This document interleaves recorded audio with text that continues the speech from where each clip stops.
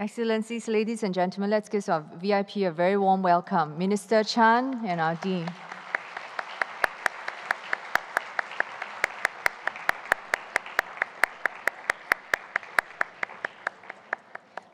Thank you very much. Please be seated. Good afternoon once again. Welcome to the 8th Anniversary Public Lecture of the Lee Kuan Yew School of Public Policy. We're very honored to have Minister Chan Chun Sing. He's the Acting Minister for Community Development, Youth and Sports, and the Senior Minister of State for Defense. We are joined also by the Chairman of the Governing Board at the Lee Kuan Yew School, Professor Wang Gangwu, as well as our very important stakeholders, donors, and friends of the school. I would like now to invite Professor Kishore Mahbubani, Dean of the school, to give his introductory remarks. Professor Mahbubani, please.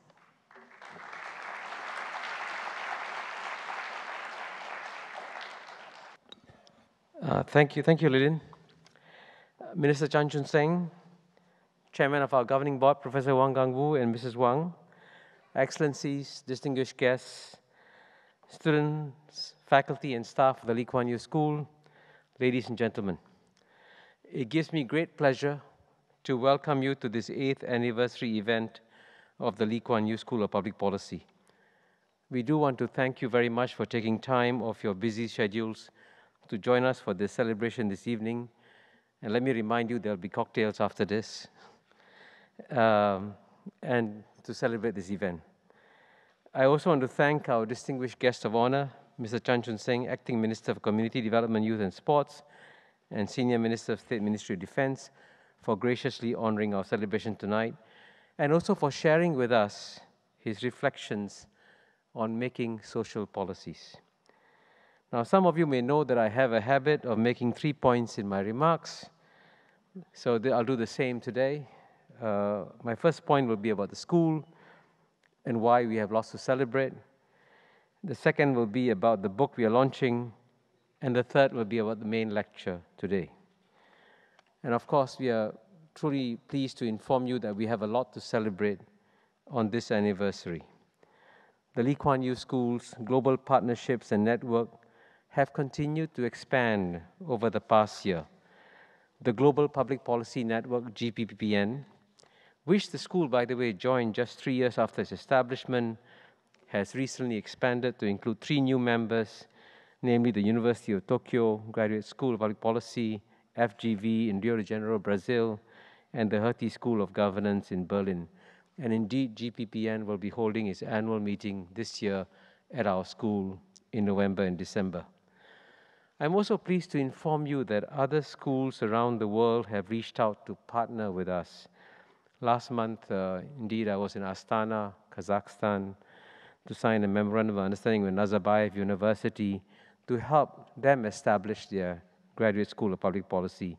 And indeed, NUS is the only Asian university that was selected to partner in these ventures, because the other partner universities were like those like Duke University, UPenn, University College London, Cambridge University, Carnegie Mellon, and the University of Wisconsin-Madison. So we're in good company in these partnerships. But we also believe that just as our school benefited from our partnership with the Harvard Kennedy School, we hope that Nazarbayev University will also benefit from its partnership with us. Now, let me share some other good news.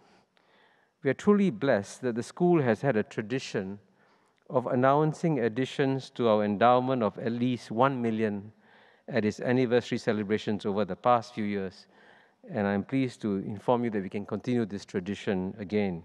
Indeed, barely 30 minutes ago, the school signed an agreement with the Harvard Singapore Foundation, which has agreed to donate $500,000 to the Lee Kuan Yew School of Public Policy with the objectives of strengthening our school's contributions to, and as well as our partnership with Harvard Kennedy School in the field of not-for-profit management. Together with the matching grant from the Singapore government, the $1 million fund will be endowed, and this generous gift will train future leaders in the not-for-profit sector and help to build a better society within Asia and throughout the world. At the same time, to help us celebrate the 8th anniversary, I'm pleased to inform you that 2 donors are paying for the celebrations tonight. General Winston Chu, Chairman of Tridex, and Mr. Peter Tan, Founder and Director of D&D Financial Services, have both respectively donated $25,000 with matching grants that comes to $100,000. I'm pleased that Mr. Lim Chi Kian of Tridex as well as Peter Tan are here. And I especially want to thank my good friend, Ambassador Toh Hok Gim, for helping us out in this area too. I'm also pleased to inform you, and this may seem strange, that even though our Executive Vice Dean, Mr. Stavros Yanuka, left our school after serving for over 7 years, when he left us, he gave us the most generous gift that a departing staff member has ever given to the Lee Kuan Yew School. So on his departure, he and his wife, Mrs. Srina Mistry, have generously donated a sum of, and since its 8th anniversary, they donated a sum of $80,000 on the 8th anniversary of our school in support of organizational development and capacity building. And we are glad that Mr. and Mrs. Noshe and Ms. Mistry are with us here tonight. So if you don't mind, please join me in thanking all our generous donors.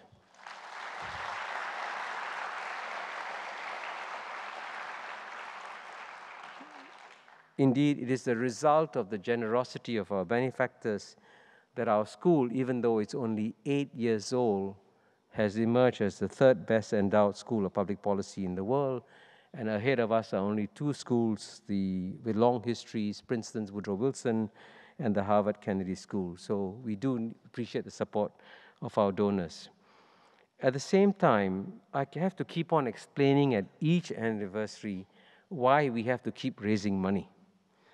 Because public policy education is different from a business school education. When someone graduates with an MBA, he can leave the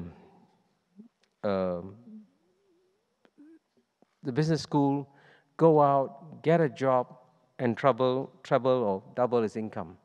When you graduate from a school of public policy, it's not the same. You have to work hard to try and recover the money you put into public policy education. And that's why we provide very generous scholarships to each of the participants in the Lee Kuan Yew School of Public Policy, and that's why we continue to raise money.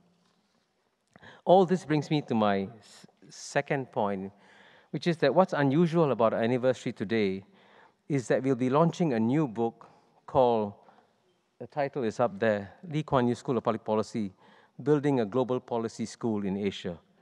It contains essays written by Mr. Stavros Yanuka, Professor Scott Fritzen, Dr. Astrid Tumines, Professor Kenneth Paul Tan, and myself. And we wrote this book for the 8th anniversary for several reasons. Firstly, it's clear that our school has come a very long way in 8 years. And all the authors have been involved in one way or another with the development of the school. So we felt that before we lost the record of what we have accomplished, we should write it down and publish it, because public policy education, as I mentioned earlier, is still not a mature industry. We are still learning from each other. So we hope that our reflections will not just help people in Singapore, but help schools of public policy all over the world, in the hope that they will learn from our successes and failures. At the same time, public policy education in relative terms is still a new industry. When you meet someone who graduates with an MBA, you have a very good idea of what skills an MBA graduate has. But often when you meet someone who graduates either with a master's in public policy or master's in public administration or master's in public management, these are the 3 of the degrees that we offer, you can never be sure what's behind that degree. So there's still a lot of discussion going on among schools of public policy on what we can do to improve the industry as a whole, and we believe that our book will make a contribution towards that global discussion. Here I want to mention that it's easy to build a physical infrastructure. We can see the results immediately. It's much harder to build the intellectual infrastructure. The results you cannot see, obviously. An intellectual infrastructure for a school of public policy would include many elements: a strong and dedicated faculty, a relevant and innovative curriculum, a comprehensive range of academic programs, thriving research centers, and a globally diverse and vibrant student body. And all these elements have to come together and integrate into a complex ecosystem that in turn creates a culture of learning and research. And what's amazing is that in 8 years, we have actually gone a significant way towards building such an intellectual infrastructure. We started 8 years ago with just 2 master's programs. Now we have a PhD program and 4 master's degrees. We started with 40 students from a handful of countries. Now we have 327 students from 50 countries, making us one of the most diverse schools of public policy in the world. After Singapore, the 3 countries that provide the largest numbers of students in our 2012 cohort come from China, India, and Indonesia, the 3 emerging powers of Asia. We also pride ourselves on our commitment to student satisfaction, and some results show that we have succeeded. Indeed, just a few days ago, a team from Mercer came to our school to make a presentation on what the results of a survey they did of our alumni, and in the survey done, 93%. That sounds amazing. 93% of our alumni have said that given the chance to do their degrees all over again, they would still choose the LKY school. And the same number, 93%, said they would recommend the LKY school to others for graduate education. This is a truly heartening result for a young school like ours. All this brings me now to my 3rd point and the most important point of the day, which is the lecture we're going to hear. We all know that the 21st century and globalization have brought with them a huge wave of social challenges that Singapore must meet. And it is time that we discuss them openly and frankly. And therefore, it is very timely that our guest of honor, Mr. Chan Chun Sing, has agreed to address this very subject. As I mentioned earlier, he's the Acting Minister of Community Development, Youth and Sports, and Senior Minister of State for Defense. He began his career just last year when he was elected to represent Tanjong Pagar GRC in the 2011 general election. Mr. Chan studied economics at the University of Cambridge under the SAF Overseas and President Scholarships, graduating in 1991 with a first-class honors.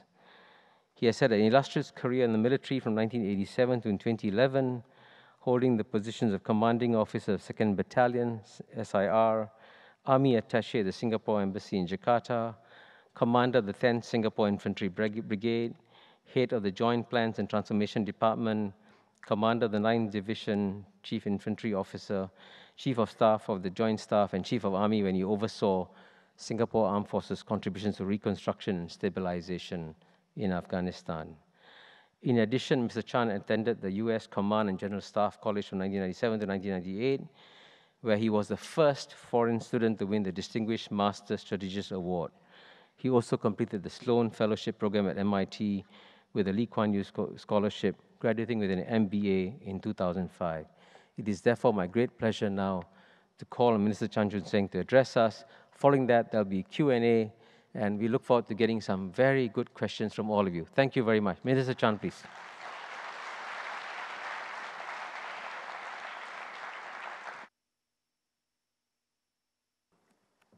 Professor Wang, Chairman of the Governing Board of the Lee Kuan Yew School of Public Policy, Professor Kishore, Dean of the Lee Kuan Yew School of Public Policy, Excellencies, distinguished guests, ladies and gentlemen, a very good evening to all of you. Thank you for this opportunity to share some reflections on social policy making. Policy making has always to do with finding ways to achieve competing ends with finite means. This is no different for the making of social policies. Broadly, the making of social policies involves 3 tasks, probably in ascending order of difficulty. First, it involves the objective study of how to achieve those ends efficiently and effectively. This is relatively straightforward. Second, it involves some judgment on priorities, on which of those ends to pursue first, or in what proportion. This is challenging and not so straightforward. Finally, it requires much management of expectations as to what can be realistically achieved. This is most challenging. These challenges are not new. Every generation faces them. We are no different. However, the interplay of 2 sets of forces, globalization and evolving demographics, makes our challenges even more daunting. Globalization has intensified competition, widening the gap between the successful and the less successful. Globalization has also greatly expanded the access to information, making the gap between the successful and the less successful more apparent than ever before. The other driver of Singapore's social policies must certainly be demographics. We have heard much about our aging population, people not getting married, or people getting married later, not having enough babies to reproduce, to replace ourselves, smaller and less extended family support systems, and so forth. All these require us to re-examine our social policy needs and the manner which we deliver social services. I will share some reflections on how the MCYS team has dealt with some of these challenges.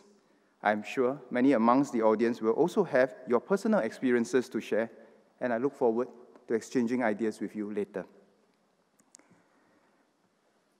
Before sharing my first reflection, let me relate a short story.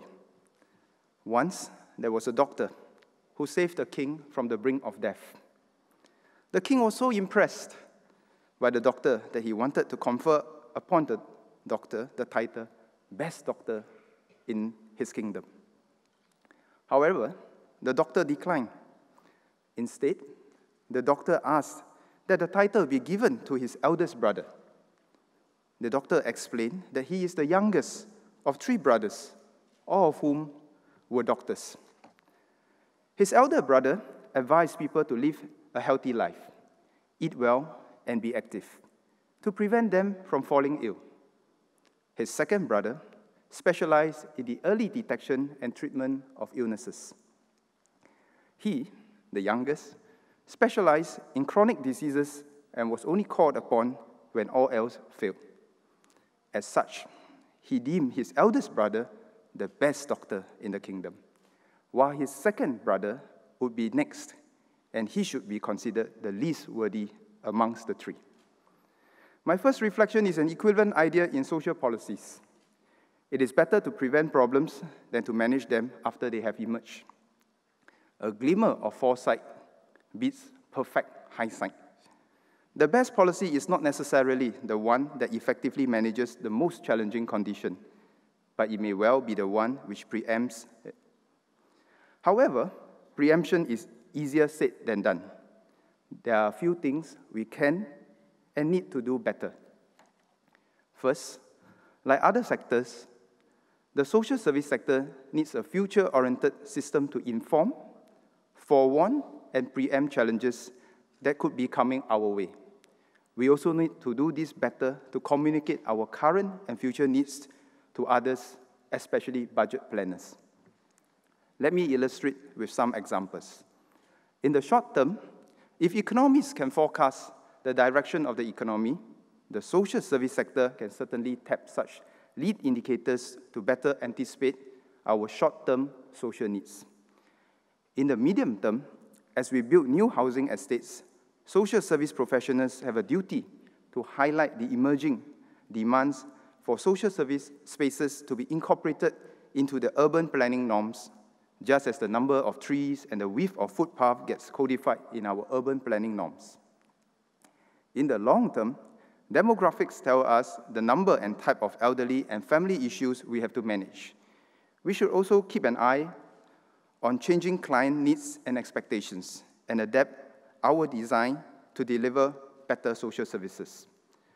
The better we anticipate future challenges and put in place measures to preempt them, the less firefighting we need to do in the future.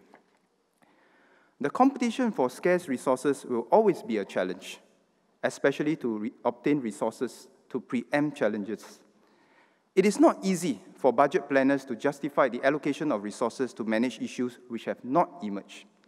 For most budget planners, the tyranny of the present and urgent will always take precedence. It is also difficult to prove that the budget is well spent when the anticipated problem did not emerge eventually. A common textbook question would always be whether the problem was preempted or did the problem not exist at all. A database to connect information and data mine trends for planning is another essential for the social service sector to anticipate better and communicate emerging needs to budget planners. We do not yet have this in the form we desire. We will continue to improve the current social service information system to deliver better services for current and future needs. The second reflection that I'd like to share is define the issues right. Many of us have been taught in school to find the correct answers, but actually, framing the correct question is perhaps even more important. Otherwise, applying the correct answer to the wrong question will be much ado about nothing at best. Worse, it can even do more harm than good. Let me illustrate with some examples. Recently, someone highlighted in the media the plight of a visually challenged elderly lady selling newspaper to take care of her grandson. Life was tough for this family. Many well-intentioned people asked the government to solve the problem. Some suggested placing the child into a children's home for better care. Others suggested likewise for the elderly lady to be put in a home for the aged. Yet others came forward to donate varying amounts of money to help the elderly lady and her grandson. But before we impose our solutions to their challenges, if we can only take a step back, listen to the elderly grandmother and her grandson, we may get another perspective of this issue. Yes, they may be poor by society's standards, but they value dignity and independence. They choose to make a living with their own abilities. While they may be lacking in material terms, they possess inner strength and spirit. They want to be responsible for their future. They want to stay together. The grandson, despite his tender age of 7, has learned to save $1.50 out of every $2 he gets so that he would be able to afford his grandmother's medical fees one day. I dare say, not many of our older and more privileged children have learned such touching values in life. Also heartening in this case are the efforts of the community partners, the CDAC, the Singapore Press Holdings, the News Vendors Association, and Care Corner Families Service Centre. Together with officers from the Central CDC, they stepped in to lend a hand and help keep an eye on the family's situation. In helping the needy, the question is not just what help we can give, but what help they want to receive. Not just what we must change, but also what we must retain. Not just what gaps to plug, but also what strengths to build on. Let us build on the capabilities of even the needy and never assume that the needy have no capability whatsoever. There are people in need, and we must continue to work on reaching out to them and those around them, so that those who need help will know where to seek help. But let us not impose our solutions on others without understanding their needs and perspectives. Let me illustrate with another example. Sometimes, when MCYS picked up homeless individuals or families and placed them in temporary shelters, the public conversation is dominated by whether they are provided sufficiently with comfortable housing. Indeed, these individuals do need help. But what sort of help should we focus on? Housing is the most visible issue, but is housing the problem or the symptom of a more complex set of issues. Many a times, if we do not help to guide these families in their financial management, train and place the adults into stable jobs, get the children to stay in school, counsel the families to resolve their domestic disputes, and so forth, we will not get very far just by providing better housing options. So instead of asking how to solve the problem that is most visible, very often we need to ask ourselves what lies behind those problems so that we can prevent the same problems from resurfacing. In the social service sector, getting the questions right requires policymakers to unfailingly look beyond what is apparent and appreciate the fuller context where possible. This is not always easy, but we must certainly try. My third reflection is manage expectations and build consensus as much as we manage challenges. Broadly, in every society, we will have a few groups who may need attention. There are the absolute needy. These are the people at the bottom percentiles of our economic scale, the disadvantaged, and those with special needs. Then there are the relative needy, those who may not be absolute needy, but feel the impact of the gap between where they are and where others in society may be. They may be able to cope today, but they may also be at risk of falling into difficult times when crises strike. And there is possibly a third group. This group is not needy by definition and could be doing fairly well. Nevertheless, they feel unsettled about their own lot and could be uncertain about their future and their children's future because of the rapid changes, intense competition, and churn brought about by globalization. Clearly, these different groups pose different challenges to social policies. Many have and will continue to debate as to where we should focus our attention. We have good social justice, moral, and economic reasons to take care of the absolute needy. There are also good reasons to help the relative needy, to provide hope that people from different socio-economic backgrounds can more or less get to the same starting line similarly so that we can maximize every citizen's potential. Yet there may also be reasons for us to help those who feel unsettled in the face of intense global competition. The question is how much resource we should allocate to each and how do we decide? Let's look at our redistribution system in Singapore. Today, only the top 40% of income earners pay income taxes. Overall, the top 20% of households pay 80% of all income taxes collected. If we account for all other subsidies, benefits, and transfers, then the percentage of net contributors is even lower. So the majority of us will receive more than what we give. Beyond MC-wise assistance schemes, the main pillars of our social transfer system are housing, education, healthcare, and workfare. In all this, we always focus our efforts on those who need help most, starting from the left end of the bell curve. Increasingly, as income distribution becomes more skewed due to intense competition, some in the middle income group will be unsettled and wonder if they could receive more and be shielded from the uncertainties created by intense global competition. Actually, today we are already extending various help schemes and making social transfer to those in the middle. For some schemes, we have even gone beyond the middle income group to the upper middle income group. We are only able to do so because of our healthy fiscal position. Going forward, there will be even more social needs. Our challenge is to find the resources to fund and sustain these programs without burdening future generations. As a society, we must come to a consensus about who we should help given our finite resources. For some, we need to manage their expectations. We need to help each other understand that there are others who need help more than some of us.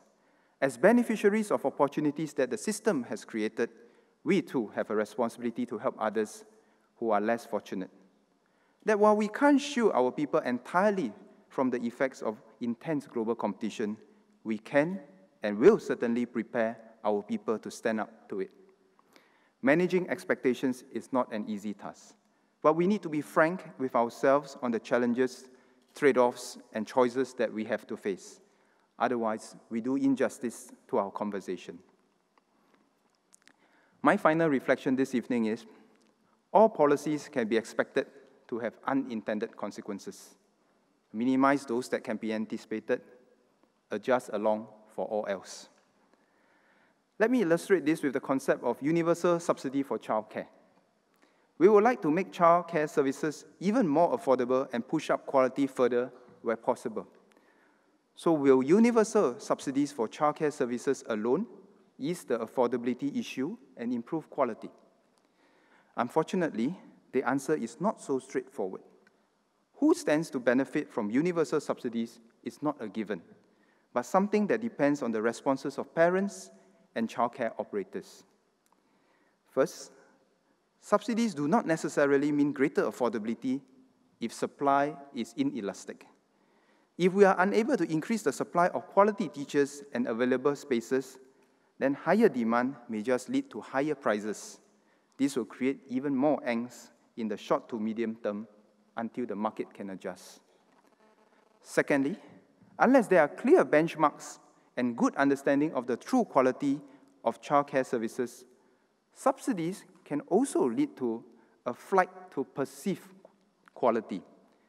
In economics terms, this is the luxury good problem. The higher the price, the greater the demand.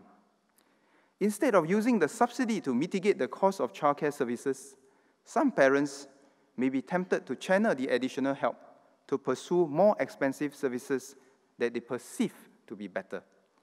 This may then set off a vicious circle where perceived quality centers are able to charge higher fees, pay more to attract quality teachers, and attract better quality students. The entire system can easily bifurcate into the perceived high-quality ones and the rest. If we are not careful, we compound the problem of social segregation. So we must constantly keep a close watch on how suppliers and parents respond and make adjustments if necessary, so that the benefits of subsidies do not just only go to suppliers or parents who wish to pursue more expensive services. Another example of unintended consequences can be the provision of elderly homes. If we put all our resources into growing the institutional home sector and put away every challenging case into institutional homes, then we will have neglected the potential of the community and family support network.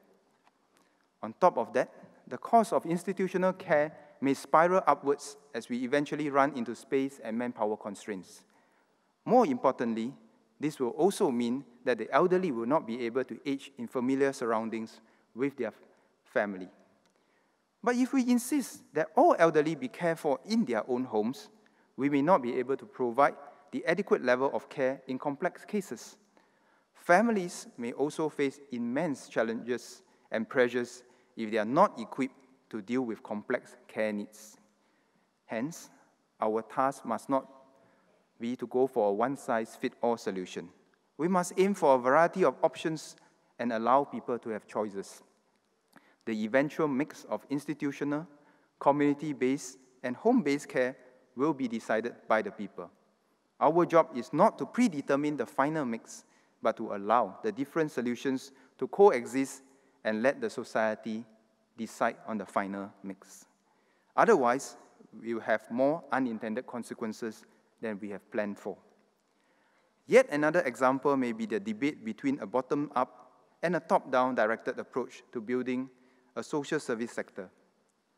Both are forced choices with many unintended consequences. Having an entirely bottom-up approach can generate a sense of perceived vibrancy, but it can come at the price of a lack of coordination. It can also mean some sectors of the social service don't get served as efficiently or effectively. On the other hand, having an entirely top-down approach on nationalizing social service risks removing the human touch from the sector. one should also not assume that some central planner will always know the local needs better. The real choice is somewhere in between. It will be a system that harnesses the energy of our people, professionals and volunteers alike, enjoy the economies of scale and network at the macro level, and optimize and responsive to the local needs. That sweet spot is not cast in stone, but it is a spot that we must constantly seek in context. A related thought that policymakers may possibly glean from these examples is the road to unintended consequences may not always be the result of poorly formulated policies, but it may also be badly executed ones. Policymakers must not only make sound policy decisions, but must also keep an eye firmly on the execution to achieve intended outcomes and avoid unintended ones. Ladies and gentlemen, a wise person once told me that the job in the social service sector can never be done. It is always work in progress. There will always be something that we can do more or do better. This is why we must do better to preempt challenges, ask the right questions to define the issues correctly, manage expectations of different groups, and be cognizant of the possibility of unintended consequences. Of course, while there are things we can do better, there will also be other things that we cannot change, problems that we can only manage but not solve. As policymakers, neither unbridled optimism nor thoughtless pessimism will do us favors in serving our people well. What we need is to have the courage to improve those things that we can, to manage those things that we cannot solve, and to have the wisdom to distinguish the two. Thank you very much.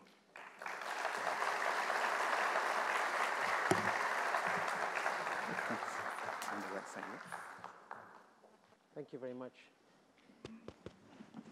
Thank you very much for those very thoughtful reflections. You know, I think for many of our students who come from so many countries, Minister, I'm sure they're kind of surprised that after Singapore has achieved full employment, it has a world-class education system, world-class healthcare system, reasonably good transport system.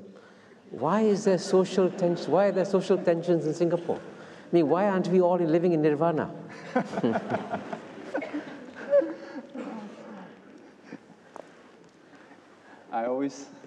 Can you hear me? Yeah. You know, my own personal reflection is that no matter how rich or poor a country or a family is, there will always be problems. It's a question of which are the problems that we can solve and which are problems that we just need to manage. If wealth is the only indicator of the scale of problems that we might be facing, then technically the rich countries or the rich families would have less or fewer problems. But sometimes, paradoxically, the wealthier you are, the better off you are, whether as a family or as a nation, you have your associated challenges regardless. So I would say, someone told me this, you know, that, which is what I shared just now, that your job is never done, regardless of whether you are rich or poor. It's just a question of, at every stage of our development, what are the challenges that we have to face, and which are those challenges that we want to tackle first, given our finite management time span and also finite resources. So never despair just because you think that we have arrived or you think that we are on the way there. But I would say that the most dangerous thing for anyone and any social policy maker is to think that we have arrived, that just because we are well off as a nation, we will not have any more challenges going forth. That would be the most dangerous assumption, because that breeds a certain sense of complacency, which will not do well for policymakers, particularly in the social service sector. Thank you. Before I throw the floor open to the rest of you, and just ask a quick follow-up question. You mentioned in your speech that a glimmer of foresight is much better than sort of tons of hindsight. So as you look down the next 5 to 10 years for Singapore, where do you see the potential for new social challenges appearing? Yeah. I think a few come to mind immediately. The first is, as I was sharing, about the impact of globalization, the tension between those at the top end of the scale, the right end of the bell curve, and the rest who may be, the large bulk who may be in the middle. Inequality. Yeah, the gap, I think that will be a big challenge. So people may not be poor by the absolute definition of other countries, but people feel the impact of the gap. And that is something that we need to manage. The other obvious issue that we have to manage is demographics. Some of the things that are happening now will have a great impact on our social service sector in the coming years. For example, some very stark statistics. If 1/3 of our young are not getting married or they won't get married sometime in their life cycle, that means that in 20, 30 years' time, you have 1/3 of your elderly either living alone or without the extended family support system that we are used to. This poses quite a significant challenge to the way social services may need to be delivered. So these are two of the most important challenges that comes to mind for Singapore itself. Great, so the floor is now open. Can I encourage you all to come to the microphone and pose a question, please? If you don't mind, identify yourself and then pose a question to the Minister. Good afternoon, Minister Chan and Professor Mahbubani and distinguished guests. My name is Nego. I'm an education officer, teacher, and also a grassroots leader in Woodlands. So my question is pretty simple. A few days ago, DPM Taman talked about continuous meritocracy. At the same time, he also talked about creating an inclusive society. So how do we reconcile meritocracy and inclusiveness? And where to strike the balance between these two goals? Thank you. Meritocracy and inclusiveness. I don't think there's necessarily a contradiction. First, I would like to look at meritocracy beyond academic excellence alone. I think our definition of meritocracy will have to widen. The concept of meritocracy does not change. It says that if you have the talent, you work hard, you succeed on your own spurs. That transcends just academic subjects, but other people may have different talents in the arts, in the sports, and so forth. Regardless whether is it academics, the arts, the sports, or any other field, so long as you have the talent, you have the will, you have the determination, you work hard at it, the system will allow you to flourish. Then the question is, having flourished, what is our duty to society? If all of us succeed in our station in life, and yet at the same time remember that we succeeded not just because of our individual efforts, but also because of the opportunities that the society has given us, because we all do not survive in a vacuum. We all survive in a society that interacts with us and gives us those opportunities. If we remember that, then, and if we can remember that it is our duty to give back something to society, then I think we have no problem with people succeeding on the meritocratic system, yet at the same time using their success to build an inclusive society, to care for our fellow men.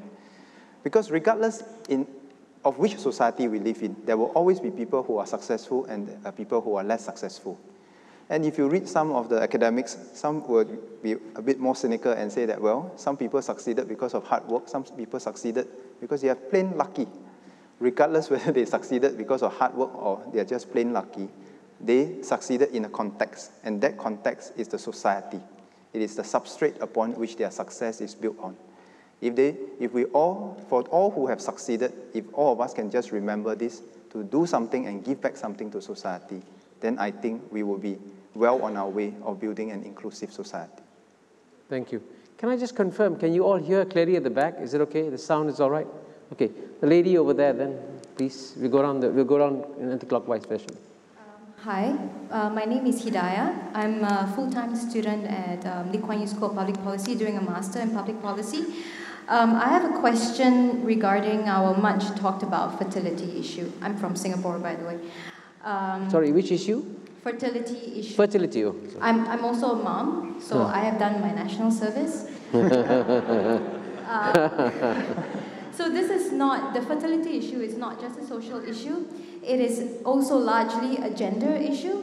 There are many studies which have shown positive correlation between total fertility rate and gender equality. So how does the Singapore government include the women's perspective when conceiving solutions for this problem? Thank you. Okay. Recently in MCYS, we have restructured the Office of Women Development.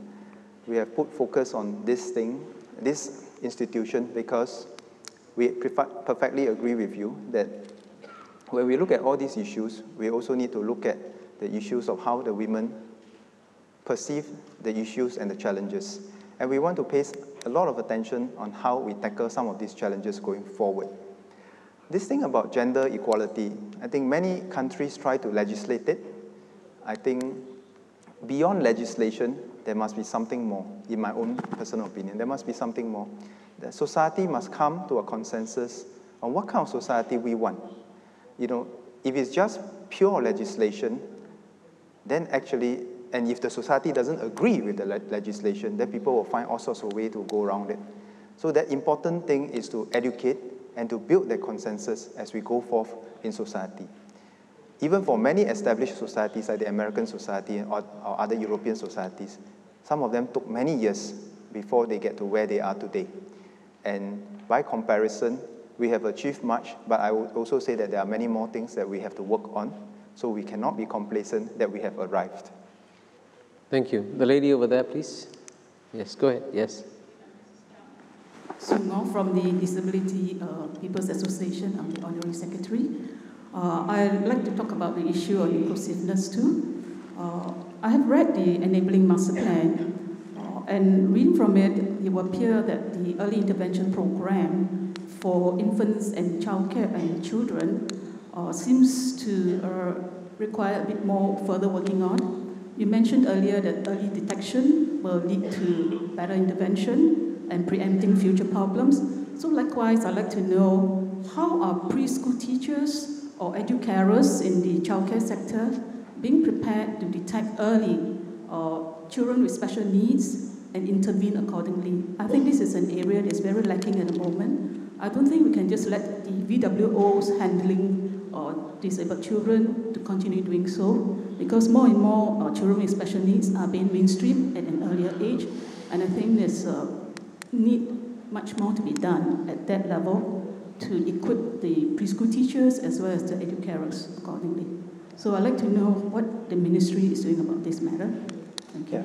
Indeed, that is one of the things that we have done recently, which is to work in partnership with many of the nursery and childcare operators for the early detection program to equip the educarers or the teachers in these institutions for some basic skills on early detection. So that's one part. Because we realize that it is not realistic to expect all the teachers to be equally qualified to do the whole diagnosis. But there are telltale signs that these teachers as the first line of defense can help us pick up. Once they pick up these telltale signs, they can then send the child or recommend the child for a proper diagnosis at the KKH. If the child is diagnosed with the developmental delays or some disabilities, then we would send them to the early intervention centers. And recently we have expanded the number of places in the early intervention centers in order to reduce the length of wait. Typically, it takes us 2 to 3 months to do the diagnosis, to do a proper diagnosis, to understand the special needs of the child. And I must say that different childs may have different special needs, and which is why they take 1 to 2 months to figure out where is best to put that child. And we need to expand the number of places in the early intervention program, and that's something that we're working on. So over the last 1 year, we've been able to bring down the wait time from about 6 months previously to now about 3.5 months, including the diagnosis phase down there.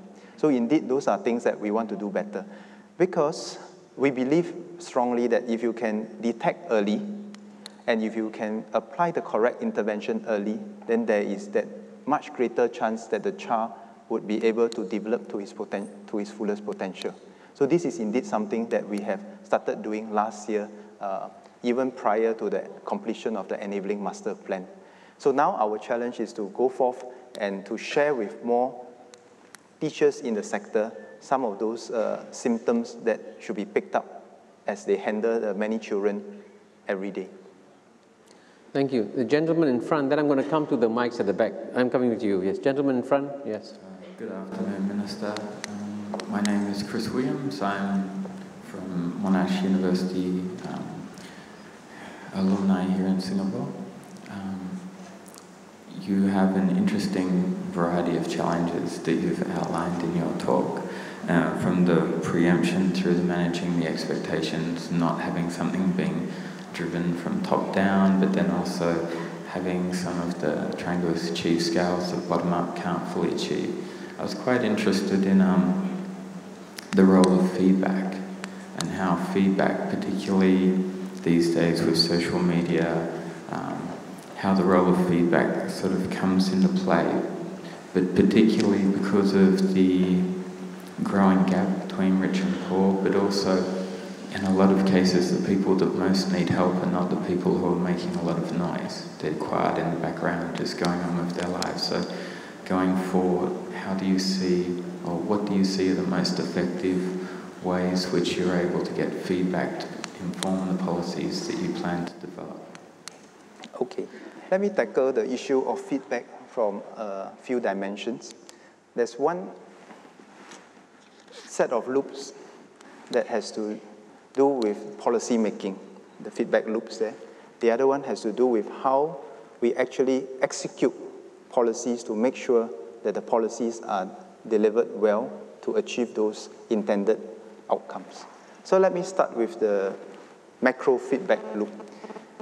I think the way the social service needs to work is no different from even the military. The military has this famous OODA loop: observe, orient, decide, act, and then you observe again, you orient, you decide, you act. And it's a continuous loop. And this is something that policymakers must always do. After we decided on the policy, we implemented it, we must watch closely the results, and then to make the adjustments as necessary. Because along the way, there could be unintended consequences, or the policies may not pan out exactly as intended. For example, suppose, like this year, we announced a policy change of the qualifying criteria for people to seek help from 2005 to 2007. So prior to the policy announcement and implementation, we would have done our calculations to expect a certain number of additional clients to come forth to seek help or who qualified for help. Having implemented the policy for 6 months to a year, then we need to monitor closely. Have those numbers come about? If the numbers are not what we have expected, if it's lower, then the question is, what happened to those people that we expected them to seek help but have not come to seek help?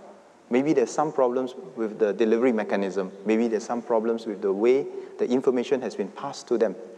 Maybe there's a gap somewhere, and we have to then adjust our policy or the execution of our policy. So this is a macro loop, and I always find it useful to use the OODA loop analogy, because it's a constant battle. You always observe, orientate yourself, decide, act, and you observe again. It's a continuous loop. And you must always do that to stay ahead of issues. Now, the other issues that you have brought up about this feedback, and I just follow on from the example that I gave, whereby the numbers who come and seek help does not correspond to the numbers that we have anticipated. So we must ask ourselves the question, why is that so? And very often, you will find that the last mile delivery is the most important. So I give an example. We always aim to help those people from the lower income group. Many of them may not read the newspapers.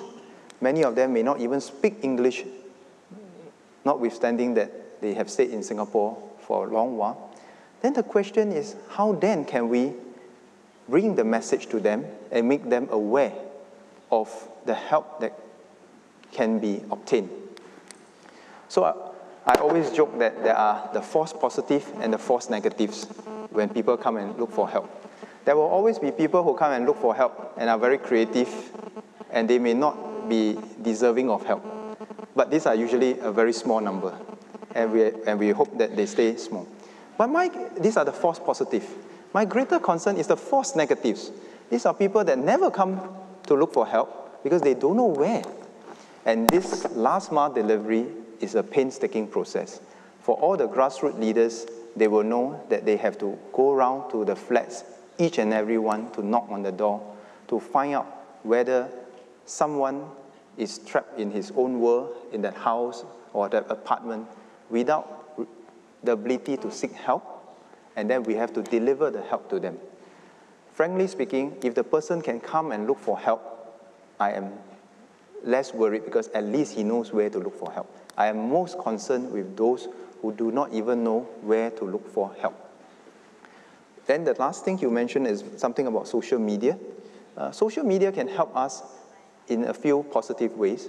One is that it can help us connect our information system and to disseminate the information to the people who can help us deliver those assistance schemes that we have planned for. It is a tremendous advantage. Social media can also help us highlight and feedback to us cases which may require help, but may themselves not be able to come forward and seek help. So these are useful ways that social media can help us connect, and we should leverage on this social media positively to help us better deliver the help that we have planned to deliver in the first place. But at the end of the day, I would say that many of the people in Singapore who need help, they are not in the social media space. In fact, a lot of the hard work is really legwork going around every week. Myself personally, I mean, as a norm, I will walk around my flats twice a week to say hello to people, to really look at their living conditions, to check whether they are still all right or not. I would feel extremely bad if one of my residents passed away without the neighbors knowing, because it shows that something would have gone wrong with the system of care and concern within that community, and we must always seek to avoid that. Today in Singapore, I can confidently say, compared to the past, we have much more resources to help those people who need help.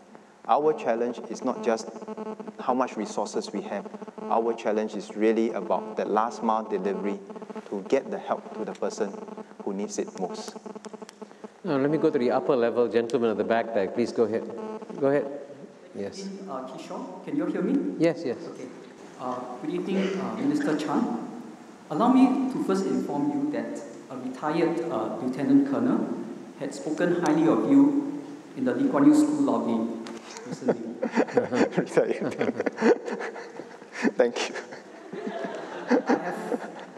I have one question that is secretive. Can you identify yourself for the minister? Oh, sorry. My name is JP, like Justice of Peace. JP, Justice. Yeah. I have one question that's secretive and one question that's public. I hope to ask you the secretive question later in the secret chamber. 1 year ago, I wrote to a permanent secretary whom I'm acquainted with, and he personally forwarded my questions to a powerful government agency, head of corporate communication. The reply came 1 or 2 months later with 2 problems. One is that it has a clear, present, and dangerous error. 2 is that it was ghostwritten and signed off by the lowest level staff in the corporate communication department.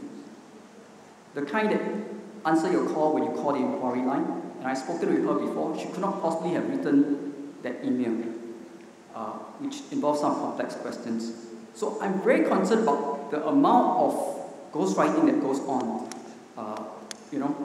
within the government service. Thank you. The question is about ghostwriting. How do you solve it? Sorry, your definition of ghostwriting being someone writes something and someone else signs off? Yes, correct. It's all public knowledge that American presidents have speechwriters. Right. But I was so taken aback that even the lowest level staff in the corporate communication department also have ghostwriters, you know, above her, to write a letter and then she has to sign it off. I was so taken aback by it that I became speechless and motionless. Until I see you today, I decided to ask the question again. So you're trying to understand how the system of letter clearing is done in the public sector, or? I'm concerned about how to reduce the amount of ghostwriting, because having interacted with several public as well as private organizations, I'm quite concerned that many of them seem to be run by corporate communication. Anytime you have any issue, they'll say refer to the corporate communication.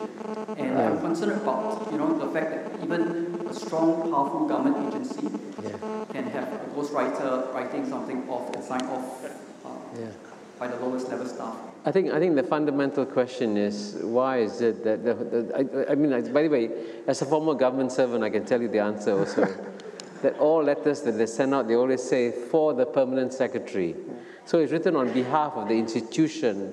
So the signature of the person doesn't matter as much as the institution that the person represents. So what you're getting is not a ghost-written answer, but an institutional answer signed and sent by one particular individual. But I can also assure you that an incredible amount of deliberation goes on behind the scenes, behind each letter. So it may be a strength, it may be a weakness, but that's how the system works. I think you'd agree, Minister. Yes, I think so. I mean, actually, what Kishore described is, when you don't get a personal answer when you write to an institution, and I suppose rightly so, because the institution, as an institution, has to consider various angles and give you what they deem as the best answer from the institutional perspective. So they write on behalf of the PERMSEC or for the PERMSEC, but that is the institutional answer, I suppose. Yeah. So is that your secret question, or is that the open question? No, I think we have to move on. I'm sorry, because you know why? I see lots of questioners waiting. Please excuse me. And let me go up to the upper level again. I'm conscious of the time. We have about 20 minutes, and I said, I count the number of people, 1, 2, 3, 4, 5, 6, 7, 8, 9. Wow. So can you please, if you don't mind, short, sharp questions now? Yes, good evening, Minister. My name is Wilson. I'm a first-year student at Singapore Management University.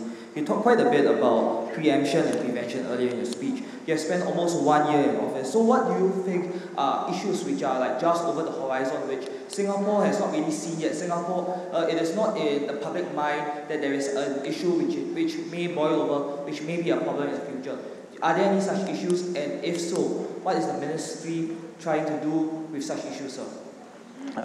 Yes, definitely there are issues. I won't say they are not on the public mind, but maybe we are not totally seized by the scale of the issue yet. Demographics is certainly one of them, the aging issue.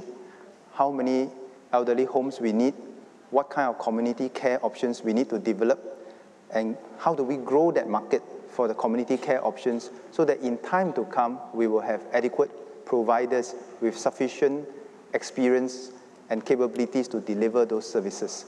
So this whole demographics issue is a big challenge for us. It is going to emerge very soon in the next 10 to 15 years.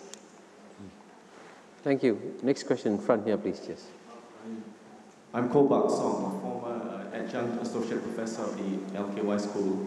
My question relates to what is being done to make Singapore a more conducive place for a population that will have a larger proportion of older persons. I understand that Singapore is not yet part of the global network of age-friendly cities, which is a World Health Organization initiative. I wonder if Mr. Chan can share with us what is government's position and plans on making Singapore a more age-friendly city. And I suspect the audience is probably more familiar with what the initiatives that have to do with infrastructure and hardware, so I hope he can focus his remarks more on the softer aspects, like what we can do to make the economy more open to allow older persons to stay economically active and also how can we tackle mindsets and other softer barriers? Yeah. No, indeed, I fully agree with you that we have done a lot from the infrastructure perspective. The associated challenges will be changing of mindsets. First, I don't think we should see the aging as a problem. For many, the aging issue can also be an opportunity. I think if you look at the matured economies like Japan, they look at they don't call it a silver tsunami. You know, silver tsunami. Tsunamis seems to connote a disaster, right? But actually, the silver economy in Japan is actually thriving, right? But that mindset change is very important, exactly what you say. You know, how do we look at our older people, and how do you define old people? I'll just share with you some of these personal anecdotes. In the past, when you talk about old people, you think about a guy who is 50, 60 years old, right? Yeah, my age. But today, when you talk about old people in Singapore, they are about 80, 90 years old. And during my house visits, very often they will say that, so I asked the old lady who is 80, 90 years old, are you all right? You know, are your children okay? Where are they working? Nowadays, you get answer, working? My children have retired. That means they have gone beyond the traditional retirement age of 55. They are now actually in the 60s.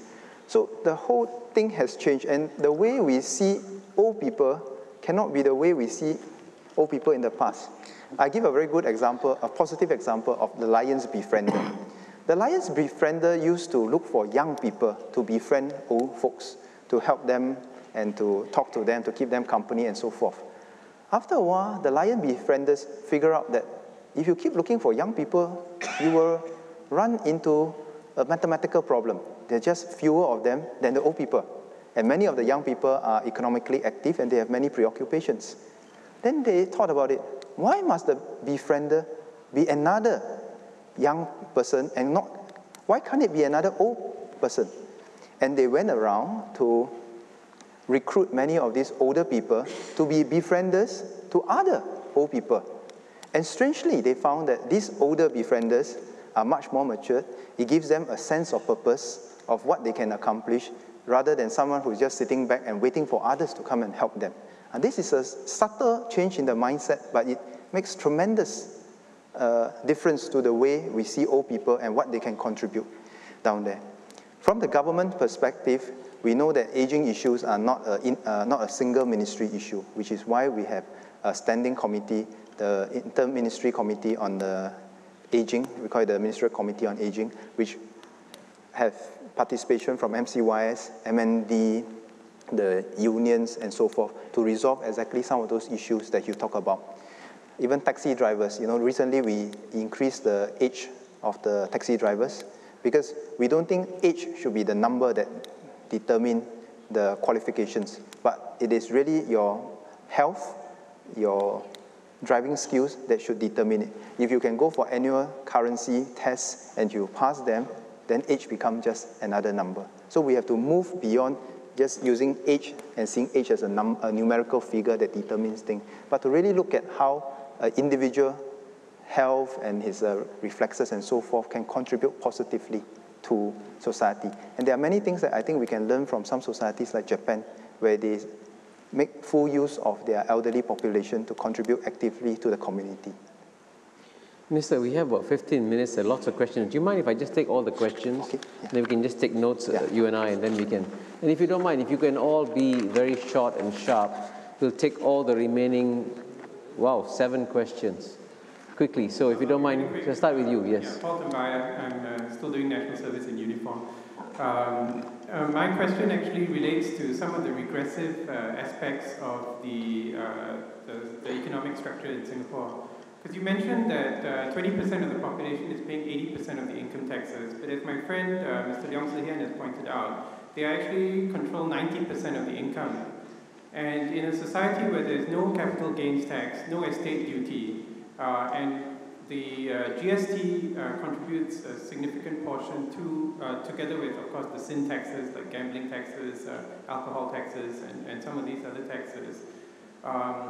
So in effect, those who are actually at the bottom 20% are probably contributing a disproportionate share to the cost of essential services in Singapore. So, I mean, again, that's one point of view. But the question is this going to be something that's considered in the national conversation? Second part of it, I'm very glad that LKY School has got a politician here at a book launch, because apparently IPS can't do that. Thank you. Okay, next question, please. Yes. Mr. Chan. Thank you, Mr. Chan. I'm a student in the Lee Kuan Yew School. My question is actually about healthcare financing for chronic diseases for old people in Singapore. As the population ages, will there be a change in the 3M system, and how will you anticipate this kind of changes? Thank you. Thank you, 3M. Next one, the lady over there, please. Yes. 陈部长您好，我来自中国，请允许我用这个新加坡教育体系中一直很重视的这个华语来提问。Sorry, I can understand. It's okay. Yeah, please proceed. 是这样的，我们了解到，就是2008年的时候，李显龙总理宣布了这个4.54亿元的鼓励生育计划，包括这个女性带薪产假的延长等等一系列，还有很多配套政策。但是现在看来，这很多政策它的效果不是太明显。这个美国中央情报局在世界概况里面公布的数据显示，在200多个国家里面，新加坡的低出生率是垫底的。也就是说，我的问题是，在以前的这些所有的政策效果不明显的情况下，政府还有什么更精彩的或者说更有效的政策出台？这是第一个问题。另外，同时呢，还有一个方面就是，一方面是低出生率和人口的老龄化越来越严重，已经影响了新加坡的经济。另外一方面呢，李显龙总理又说要建设一个包容的大度的国家，但是公众认为新加坡的这个移民政策实际上是在收紧。那么，为什么会出现这种情况？谢谢。You may have to provide the gist of the question to some of the audience, including the chairman. So the lady was... let's take the 4 more questions. Would you mind? Yes, yes. A very good evening, Mr. Chan and Professor Kishore Mahbubani. My name is Vikraman. Okay, my first question is, how can policymakers deal with not in my backyard attitude, which PMD had mentioned in his speech?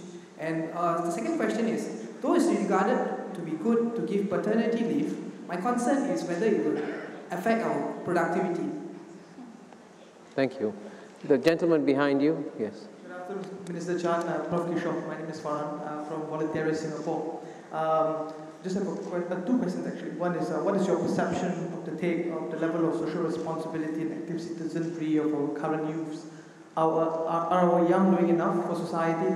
And I think my second question is, in your personal opinion, what more can be done from the bottom up to grow and develop the volunteering scene in Singapore? Thank you. Good, thank you. Okay, the ladies had the last 2 questions, yes.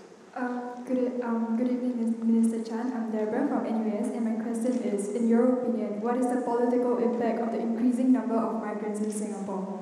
Thank you. Thank you. The last question. Hi, my name is Jasmine, Singaporean citizen. I have questions related to what the lady from China has asked about the policies we have in Singapore for mothers. We have a suite of policies that support mothers our families having children. I just want to ask, what about unwed mothers? How do our policies support or disadvantage them? What about equality? And have we studied their needs and the kind of social economic backgrounds they come from, and they actually need some policies that will support them? Thank you. Thank you. Well, I'm really glad we managed to get all the questions in. Minister, you have about 10 minutes. It's okay. If I can't answer your question satisfactorily here, you can always meet me outside. There'll be time to discuss within cocktails, I hope. Yeah, you can always join me for cocktail. For the person who asked about the healthcare financing, you can also join me at 8 o'clock at the Buona Vista Community Club tonight. Actually, tonight is one of my monthly sessions on policies, and tonight we are talking about healthcare financing and affordable healthcare. So if you like, you can come and join me at 8 p.m. if I don't give you an answer yet. Okay, maybe let me start with some of the shorter ones. The NIMBY, I start with NIMBY. There are 2 things that we need to do to tackle NIMBY issues. The first is obviously one of attitude. You cannot just blame people to say that, oh, no, why you don't care about the elderly or the old. Some of them, it's not so much as they don't care. Some of them is because they genuinely do not understand some of the issues associated with this. For example, if to cite an old folks home nearby, many people do not even know what goes on in an old folks home, and they may have all sorts of misconceptions. So in order to overcome that, we have to reach out and actually bring people to the old folks home, even to understand some of the operations. But the other thing about NIMBY is that if I go back to my earlier theme about anticipation, if we can anticipate some of these social needs better, then we would have pre-planned some of the white spaces into the new or the old estates, so that you know that in time to come, when you need those spaces for social purposes, there will be less of a competition for it. But of course, having said that, you know, hindsight is always perfect. The question is, to what extent can you anticipate the future social needs? And we should continue to try as much as we can. Paternity leave and productivity. I always like to clarify that we shouldn't look at productivity as adding more hours or more inputs. You know, the economic definition of productivity is not just about adding more labor hours or capital. It is also about getting more out of the same amount of inputs or the time. That is real productivity growth down there. So I'm not sure that we will necessarily have a conflict between paternity leave and productivity. If we make that argument, I suppose then that issue would also affect maternity leave, but we don't seem to make that argument.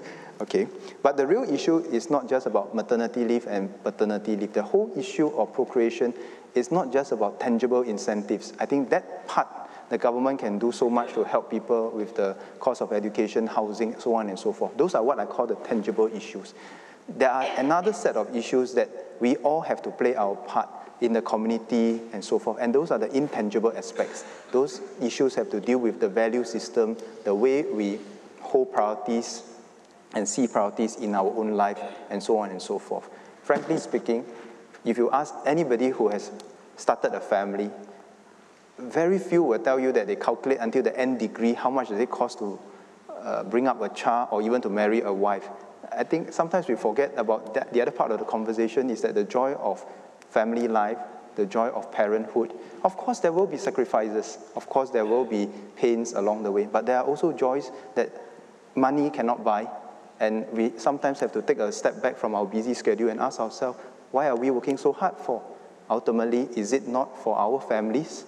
Is it not to provide for our families beyond fulfilling our individual aspirations? I always remember the story of this young boy who asked his father, how much are you paid per hour? He said, a couple of $100. A couple of weeks later, the young boy took his piggy bank back to the father and said that, can I buy an hour of your time? Can I buy an hour of your time? I mean, instead of earning that few $100 more, the young boy just said that, please, you know, I appreciate you much more than the $100, a few $100 that you earn to provide me for the tuition. I just wanted some time with the family. And those are moments I think we shouldn't let go in that rush to pursue our goals and so forth. So whether is it tangible policy issues or the softer part of things, I think we have to work on these two together if we want to have a real solution to our population challenges down there. For the lady who asked in Chinese, you know, it's always very difficult to ask whether the policy has been effective or not. It goes back to what I shared just now. You can also ask the counterfactual, which is, would it have been worse if we have not done what we have done? But one of the other challenges that we must be cognizant, which we are different from other societies, that we are both a city and a state. If you compare cities to cities, we are facing tremendous challenges in our population issues. But this is not unique to Singapore. If you look at the major cities in the world, Taipei, Tokyo, Seoul, Beijing, Shanghai, they have their own equivalent challenges down there. The difference is that they have a larger hinterland. They have people coming in to replenish the people in the city. We don't. We move from Hougang to Woodlands, Woodlands to Jurong. We are still in Singapore, right? And that is a tremendous difference that many people do not always remember. The other thing associated with being both a city and a state is that your labor productivity turnover is actually slower. If you are not so productive in New York City, you will move out of New York City and you will find somewhere else where the pace of life is slower and so on and so forth. And somebody else will go into New York City. The labor turnover is very high and the productivity level, the productivity increase can be maintained at a certain level. For us, if you are not very productive in Jurong, you move to Woodlands, it's still Singapore, you know. We don't move around that much. That's why we have to take care of our disadvantaged, our needy, and so forth. We cannot move them somewhere else. It is our responsibility to take care of our people, right? So that is the tremendous challenge down there. Okay, volunteering for Farhan. I don't think that the young are volunteering any less. If anything, I have seen many young people with a very good heart, and they want to come forward to do more. The question is, how do we link them up with the causes that they can be passionate in, so that they can contribute their energies positively? And there are many organizations out there whom I have met that are trying to do this matchmaking role to help young, enthusiastic, idealistic people, match them to the causes that they can do a lifelong contribution down there. So I am actually quietly optimistic down there, and I've seen many young people going around to help, because maybe you can argue that it's Maslow hierarchy. Once you settle the basic needs of security, jobs, housing, many people will come forth, and even some of the younger adults coming forth. You hear of young people taking a year off nowadays to go and do some social work, charitable work, which you won't find so often in my generation. In my generation, people will think that you are mad to take a year off, because you are supposed to go and earn a living and take care of your family, right? Not many of us can afford to take a year off during my time, but I think now society has changed a bit and we have more opportunities there. Okay. Jasmine asked about unwedded mothers. I wouldn't put all the unwedded mothers into one category, because for us to deliver help effectively, we actually have to look at the respective cases. Our policy is to never disadvantage the children. The children are really innocent. So as far as the children are concerned, they should get all the same opportunities as any other Singaporean children would be.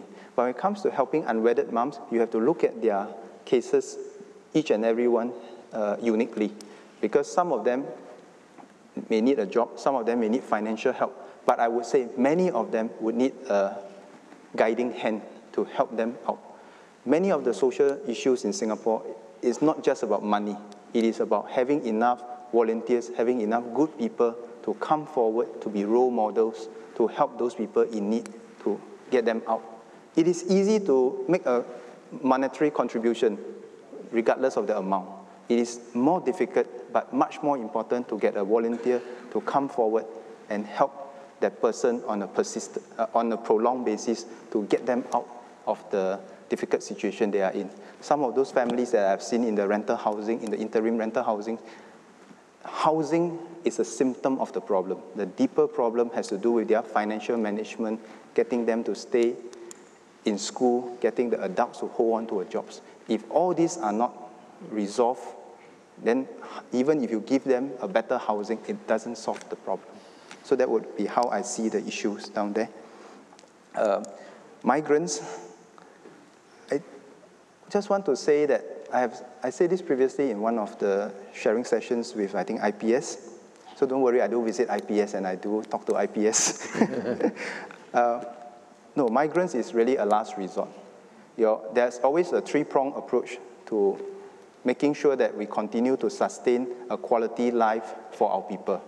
The first prong is to make sure that we have a strong Singaporean core of workers, and this has to do with how we encourage marriage and parenthood and so on and so forth. That's one prong of our approach.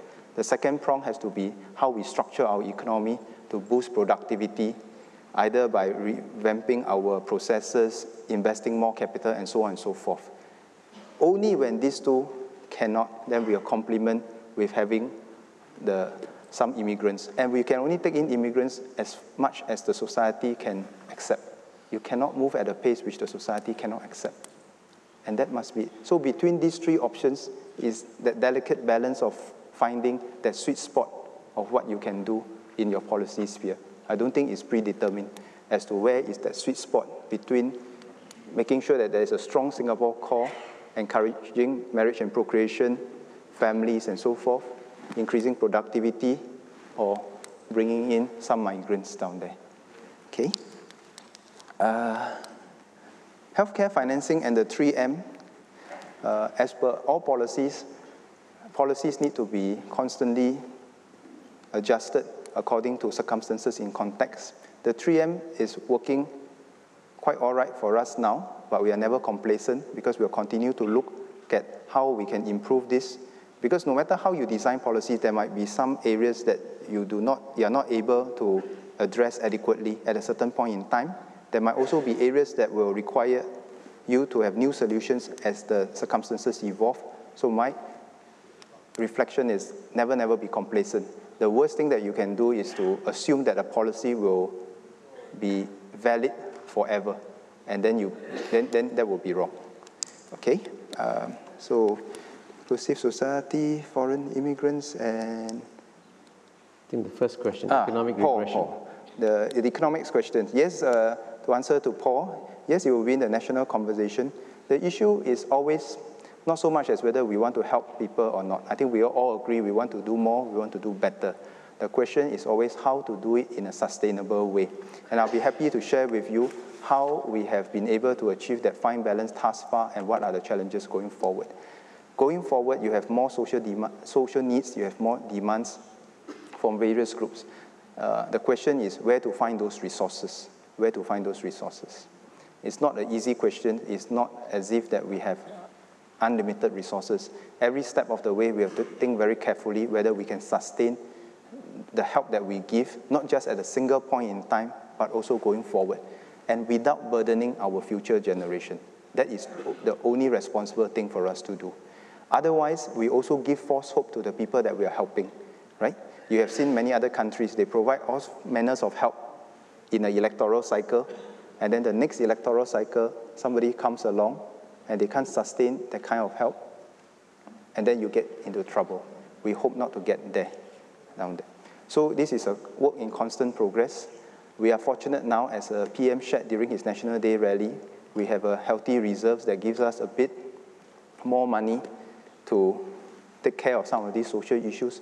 But we can never take for granted that you will always be in such a happy situation. We have to constantly watch the winds and watch the waves and to make sure that we stay abreast of these challenges. It's not easy, because if it's easy, then we won't have to have so many balancing acts to do. I mean, finally, if I may just round up the sessions, I think I'm always told that governance is like flying a plane. You need fine controls, watch the wind, watch the weather properly, have a radar that tells you what's coming along. But at any one time, it's also very difficult and disconcerting for the passengers on the plane if you make sharp turns here and there. But it is like flying a plane, constantly watch for what's coming ahead, anticipate them, prepare your passengers for the turbulence ahead, communicate with them, and chart a course of travel that you think will best get you out of trouble. If not, make sure you adjust and constantly adjust along the way. And that would be the only way that we can make sure that the plane is kept on a stable course to reach our destination. Thank you very much. I think, Minister, you...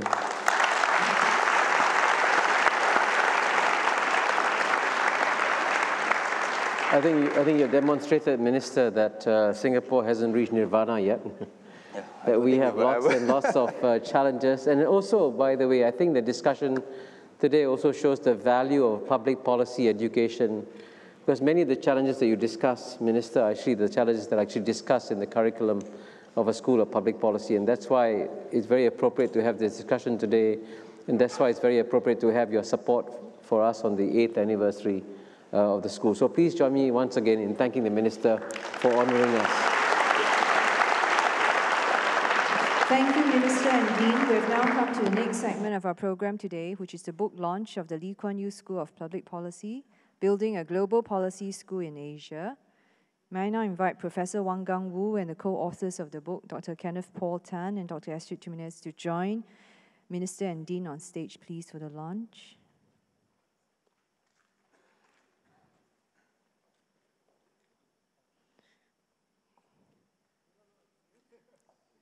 Ladies and gentlemen, we are pleased to officially launch the Lee Kuan Yew School of Public Policy, Building a Global Policy School in Asia.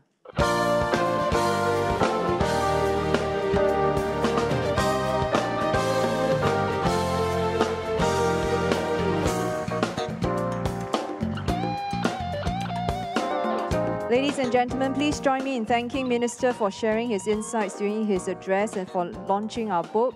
We'd also like to congratulate and thank Prof. Wang, Dean, and the authors for the successful launching of the book. Another warm round of applause, please. Thank you.